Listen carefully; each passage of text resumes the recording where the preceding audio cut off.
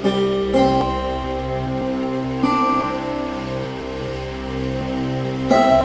آج جشن مستقیم ارشد صاحب منایا جا رہا ہے اور بہت کامیاب اس شخصیت کا جشن رہا ہے۔ ہونا یہ ہے کہ اگر یہ محفل میں سجاتا تو گستاخی کے ساتھ کہتا کہ اس محفل کی ابتدا میں صاحب جشن کے ساتھ کرتا، لیکن گستاخی ادب میں منظور نہیں، اسی لیے صاحب جشن کو روکا جاتا ہے کہ اسے وہ عزت، وہ رتبہ، وہ مرتبہ دیا جائے جس کا وہ حقدار ہے۔ آج آپ کے اس علاقے میں عمر کے تقریباً 40 برس ادب کو اپنا خون پلانے والی شخصیت، نئی نسلوں کو نئے راستہ دکھانے والی شخصیت اور نئے نوجوان ادب کے سپاہیوں کو حوصلہ دینے والی شخصیت اور ایک اچھا مخلص انسان جس کے جشن میں ہم تمام ہی حضرات یہاں شریک ہوئے ہیں، وہ ایک اچھا انسان، ایک اچھا فنکار اور ایک اچھا دل رکھنے والی شخصیت جس کے بارے میں میں کہوں تو غلط نہیں ہے، وہ اس لیے کہ لفظ ہے، زبان نہیں، زبان ہے، ادب نہیں۔ ریاض صاحب، لفظ سے زبان اور زبان سے ادب تخلیق کرنا بہت مشکل کام ہے، لیکن پچھلے 40 سالوں سے جو شخصیت اس علاقے میں یہ کام بہت خوبصورت انداز میں کر رہی ہے، اس شخصیت کا نام ہے محترم مستقیم ارشد صاحب۔ میں ان 4 مصروں کے ساتھ ان کا استقبال کرتا ہوں جو آج اس محفل کے صاحب جشن بھی ہے کہ خشک آنکھوں کو ہر ایک بات پہ نم کون کرے۔ ارشد صاحب، خشک آنکھوں کو ہر ایک بات پہ نم کون کرے، زندگی کرب مسلسل ہے تو غم کون کرے، شہر کا شہر ہے پھیلائے ہوئے دستے سوال، سب ہی محتاج کرم ہے تو کرم کون کرے۔ زوردار تعلیوں میں استقبال کریں آج کے صاحب جشن محترم مستقیم ارشد صاحب۔ آپ کے السلام علیکم۔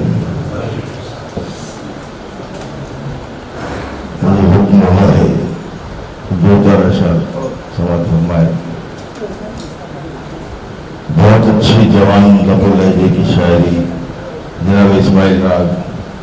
ارشاد حیدر کا تو جواب نہیں کیونکہ یہ حیدر والی باتیں ہیں، تو حیدر کا تو جذبہ آئے گا، ساتھ ہی ساتھ نئے بچے، نئے پرندوں کی نئے اڑانے، ہم لوگ روایتی شعر کہنے والے لوگ علامت ہمارا نشان ہے، پھر بھی میں کوشش کرتا ہوں کہ نظر نظر میں ہے گم، خواب خواب میں گم ہے، نظر نظر میں ہے گم، خواب خواب میں گم ہے، نگار آئینہ عکس شباب میں گم ہے، نگار آئینہ عکس شباب میں گم ہے، اور تغیرات کی آندھی ضرور آئے گی۔ ابھی ماحول اس طرح چلا رکھا ہے، یہ چاروں طرف ہمیں ایک بربریت کا ایک ماحول ہے، اور یہیں سے شعر ہوتا ہے کہ تغیرات کی آندھی ضرور آئے گی، تغیرات کی آندھی ضرور آئے گی، ہر ایک شخص ابھی انقلاب میں گم ہے، ہر ایک شخص ابھی انقلاب میں گم ہے، ہر ایک شخص غزل کا شعر اسماعیل جی کی غزل کا شعر خرید کہ رکا ہوا ہے ہواؤں کا قافلہ اب تک، رکا ہوا ہے ہواؤں کا قافلہ اب تک، ابھی گلاب کی خوشبو گلاب میں گم ہے، ابھی گلاب کی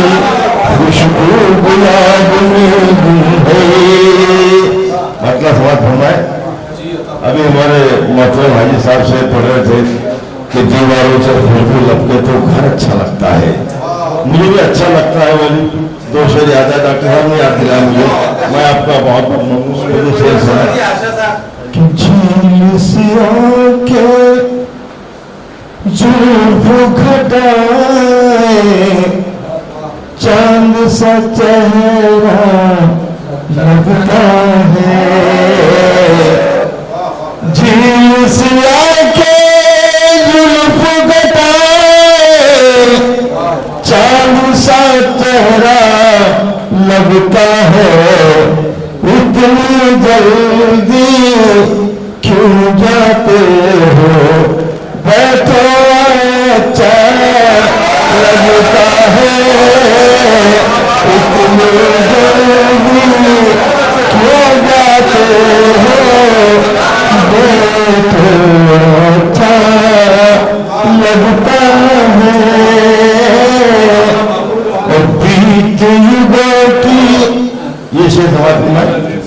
یہاں ہندو والے ہمارے سب بیٹھے ہوئے ہیں شیخ ہمارے بیت یوگوں کی یادوں سے ایک ہم ہی نہیں اداس ہوئے بیت یوگوں کی یادوں سے ایک ہم ہی نہیں اداس ہوئے ان کی آنکھوں کا کاجل بھی پھیلا پھیلا لگتا ہے ان کی آنکھوں